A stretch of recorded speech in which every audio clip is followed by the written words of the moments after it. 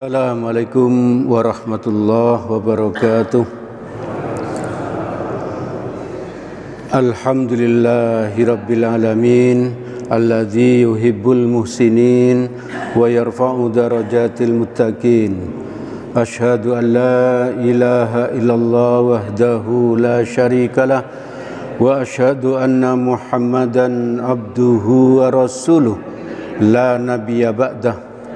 Allahumma salli ala Muhammad wa ala alihi wa ashabihi wa man tabi'ahum bi ihsanin ila yaumiddin. Jamaah salat maghrib Masjid Nurul Huda yang dirahmati oleh Allah. Suatu hari ada seorang laki-laki dari kabilah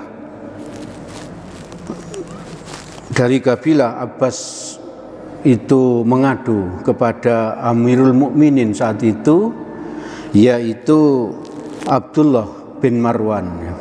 Berarti ini sudah zamannya tabi'in atau tabi'ut tabi'in ini. Laki-laki ini mulanya orang yang paling kaya ya, karena ini seorang pedagang di Madinah dan orang yang paling dihormati di Madinah. Tapi ketika dia mengadu kepada Amirul Mukminin itu, wajah orang ini terluka, matanya buta dan pakaiannya sangat lusuh. Kenapa bisa begitu? Dari orang kaya bisa menjadi buta, lalu pakaiannya lusuh, dan di wajahnya itu penuh luka. Karena orang ini ketika melakukan perjalanan bersama keluarga untuk berwisata, untuk berdagang gitu, menuju negeri Syam, semua keluarganya dibawa ya. Semua keluarganya dibawa, istrinya, anak-anaknya gitu, dan membawa beberapa ekor onta ya, karena perlu makanan, perlu dan sebagainya. Juga semua hartanya dibawa ya. Orang dulu kan kalau bepergian itu suka membawa hartanya ya. Enggak seperti orang sekarang. Kalau sekarang kan hartanya banyak di bank gitu.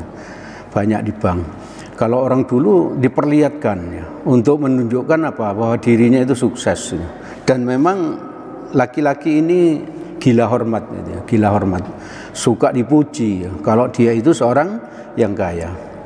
Karena kemalaman dia tidur atau bermalam di suatu lembah antara dua gunung. Ketika mereka itu sekeluarga itu tidur lelap, ternyata Allah menakdirkan ada air bah ya, yang turun dari atas gunung itu ya. Sehingga semua harta, semua keluarga dari laki-laki ini hanyut ya, hanyut, tidak tahu kemana gitu.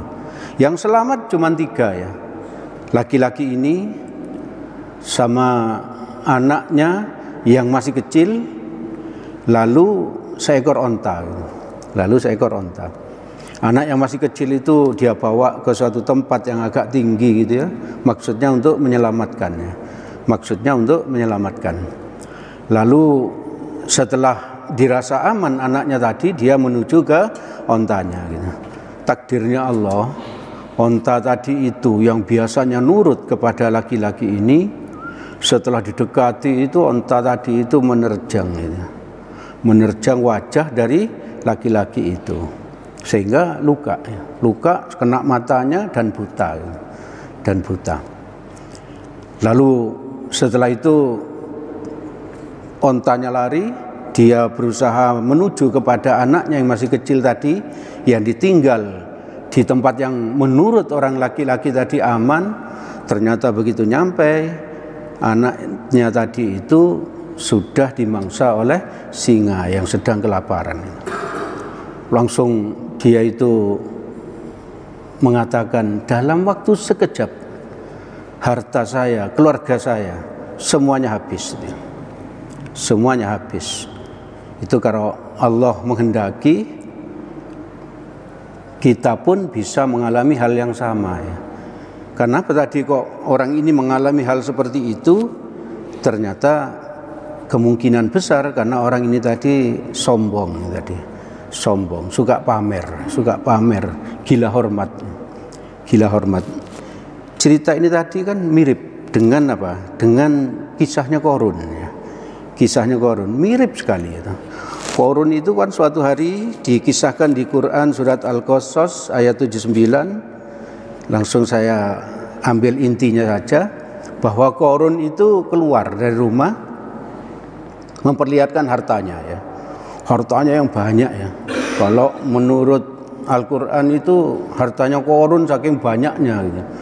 Kunci-kunci gudangnya itu tidak kuat ya, dipikul oleh beberapa orang kuat ya. Itu tidak bisa ya. Orang yang sangat kuat memikul kunci hartanya Qarun itu tidak kuat ya, karena saking banyaknya ya. Suatu hari Qarun itu keluar memperlihatkan hartanya, memperlihatkan kesuksesannya. Lalu beberapa orang mengatakan betapa beruntungnya Qarun gitu. Karena apa? Karena dia memiliki harta yang sangat banyak gitu. Memiliki harta yang sangat banyak.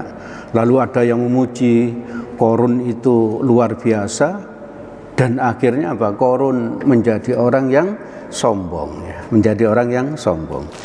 Diabadikan oleh Allah di Quran surat Al-Qasas ayat 78-nya. A'udzubillahi minasyaitonirrajim. Qala innama utituhu ala ilmin indi. Qarun mengatakan kepada orang-orang saat itu bahwa harta yang didapatnya itu semata-mata karena ilmu yang dimilikinya. Jadi dia itu meniadakan Allah di sini ya. Meniadakan Allah, bahwa seharusnya Qarun itu bilang apa? Harta ini saya memang berusaha, saya berdoa, tapi semua yang ngasih ini adalah Allah. Semuanya yang ngasih adalah Allah. Tapi Qarun tidak. Dia merasa hebat. Maka Qarun itu ditenggelamkan oleh Allah ke dalam tanah ya, dalam tanah. Makanya itu kalau ada orang yang menemukan harta dari dalam tanah, sering kita sebut harta Qarun, harta Qarun ini. Jadi seperti itu. Dua manusia yang saya sampaikan tadi itu adalah contoh dari manusia sombong ya. Manusia sombong dalam waktu sekejap kejayaannya habis ya, kejayaannya habis ya. Maka mari kita berusaha untuk mengambil hikmah dari hal-hal yang seperti ini ya. Kita itu cukup memperbaiki hati kita, bahwa semua yang kita miliki itu adalah miliknya Allah, titipannya Allah. Maka kita sering bilang la haula wala quwata illa billah. Tidak ada daya dan kekuatan kecuali jika ditolong oleh Allah. Sesukses apapun kita, sukses dalam ilmu, sukses dalam harta, sukses dalam karir, semuanya dari Allah. Semuanya dari Allah. Kalau Allah tidak menolong kita ini tidak bisa apa-apa ya. Wong kita ini menahan kentut aja tidak bisa kok ya. Menahan kentut aja kita tidak bisa ya. Kalau harus keluar itu sulit rasanya untuk menahannya. Apalagi semua yang kita miliki, semua yang kita lakukan ini semuanya karena kasih sayangnya Allah kepada kita. Jadi mari kita tanamkan keyakinan seperti itu di dalam hati kita, sehingga kita ini tidak menjadi manusia yang sombong. Kebalikannya ya, yang dialami oleh Nabi Sulaiman. Nabi Sulaiman itu kan seorang nabi yang menurut saya itu sangat-sangat beruntung gitu ya. Kalau Nabi Muhammad kan miskin gitu. Sebetulnya enggak miskin, cuman semua hartanya sering diberikan kepada orang fakir miskin. Kalau mau Nabi Muhammad pun itu menjadi orang yang kaya. Tapi hidupnya Nabi itu sederhana. Tapi kalau Nabi Sulaiman ini hidupnya luar biasa. Dia raja, dia punya tentara iblis, dia punya tentara angin, dia punya tentara apa saja, banyak sekali tentaranya. Semuanya tunduk patuh kepada Sulaiman. Ini dan nanti masuk surga Sulaiman, kan luar biasa ya. Di dunia senang, di akhirat juga masuk surga, masuk surga. Maka ibu bapak, saudara-saudara yang dirahmati oleh Allah, kalau ada di antara kita yang kebetulan ditakdirkan Allah untuk beruntung di dunia ini, maka jadilah seperti Sulaiman ya. Jadilah seperti Utsman bin Affan, jadilah seperti Abdurrahman bin Auf ya, Abdurrahman bin Auf dan lain-lain. Banyak sekali manusia contoh yang bisa kita jadikan contoh, yang sukses dunia dan akhirat. Suatu hari Nabi Sulaiman itu melakukan perjalanan bersama tentaranya ya, bersama tentaranya. Lalu dari jauh itu ada gerombolan semut yang mengetahui Sulaiman akan lewat di daerah itu. Mungkin Bapak Ibu sudah tahu tentang kisah ini, tapi nggak apa-apa saya sampaikan ya, karena ini juga untuk mengingatkan kita agar kita bisa mengambil hikmahnya. Maka di Quran surat An-Naml ayat 18 Allah berfirman, qalat namlatu ya ayyuhan namlu dkhulu masakinakum la yakhtimannakum Sulaimanu wa junuduhu wa hum la yash'urun. Artinya karena Sulaiman mau lewat itu loh. Karena Sulaiman mau lewat, maka ratu dari semut itu berkata, tadi saya bilang bahwa Nabi Sulaiman itu menguasai segalanya, tunduk patuh kepada Nabi Sulaiman. Termasuk Nabi Sulaiman itu mengerti bahasanya burung, bahasanya semut gitu. Makanya Nabi Sulaiman tahu kalau ada ratu semut yang berkata, hai semut-semut sekalian, katanya ratunya, masuklah ke dalam sarang-sarang kalian agar kalian tidak diinjak oleh Sulaiman dan tentaranya. Sedangkan mereka tidak menyadari. Sulaiman mendengar ini, kalau orang yang sombong maka dia akan tinggi hati ya, tinggi hati. Dia akan bilang apa? Loh, semut pun tunduk kepada saya gitu ya. Semut pun tunduk kepada saya. Loh, jin pun tunduk kepada saya. Jadi seperti itu. Tapi Sulaiman tidak ya. Mendengar itu, Sulaiman itu tersenyum dan bersyukur dan berdoa ya, dan berdoa. Doanya Nabi Sulaiman diabadikan oleh Allah di Quran surat An-Naml ayat 19.